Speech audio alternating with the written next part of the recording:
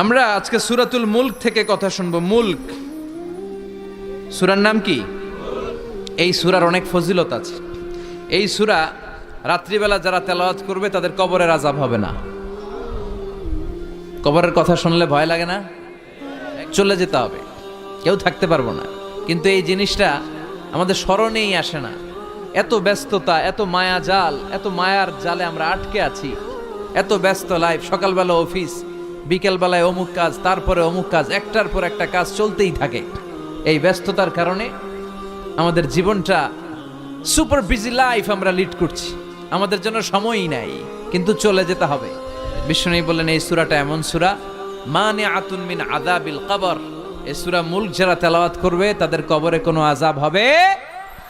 আজকে থেকে সূরাতুল মুলকের তেলাওয়াত করা যাবে? পারা যাবে। আসেন না নিজেদেরকে একটু পরিবর্তন করি, আসেন না নিজেদের আমলের ঝুলিতে আরো কিছু বাড়াই, নিজেদের আমলগুলোকে সুন্দর করি, নিজেদেরকে আর একটু পরিচ্ছন্ন করি। প্রতিদিন রাতে সূরাতুল মুলক তেলাওয়াত করবেন ইনশাআল্লাহ। কইতে পারলেন না? 2 নম্বর ফজিলত শাফাআত লি সাহিবিহা। এই সূরা যারা তেলাওয়াত করবে, এই সূরা তেলাওয়াতকারীর জন্য আল্লাহর কাছে সুপারিশ করবে। 3 নম্বর ফজিলত খাসামাত আন সাহিবিহা।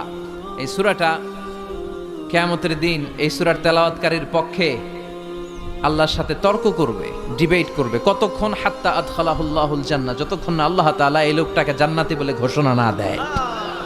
আল্লাহ যতক্ষণ অ্যানাউন্স করবে he is from paradise, he will enter the paradise, আমার এই বান্দা জান্নাতে ঢুকবে, এই সার্টিফিকেট দেওয়ার আগ পর্যন্ত এই সূরা সামনে দাঁড়ায় আল্লাহর সাথে তর্ক করতেই থাকবে।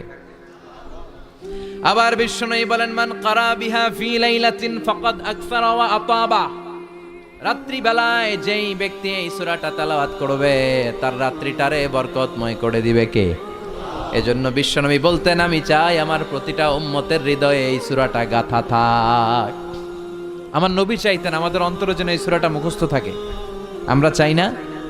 30টা মাত্র আয়াত। কয় আয়াত? সবাই বলেন কয় আয়াত? প্রতিদিন এক আয়াত মুখস্থ করলে আমাদের পুরো সূরাটা মুখস্থ করতে লাগবে কয়দিন? 30 দিন। 1 মাসের চেষ্টায় এই সূরাটা মুখস্থ করা যাবে না? দেবিদ্দারের ভাইয়েরা, করা যাবে? আওয়াজ করে পড়েন ইনশাআল্লাহ। এই সূরার মাহাত্ম্য হচ্ছে এই সূরা আপনার দৃষ্টিভঙ্গিকে চেঞ্জ করবে, আপনার চিন্তার জগতে আন্দোলন তৈরি করবে, আপনার চোখকে খুলে দিবে, আপনার ঘুমন্ত বিবেককে জাগিয়ে দিবে।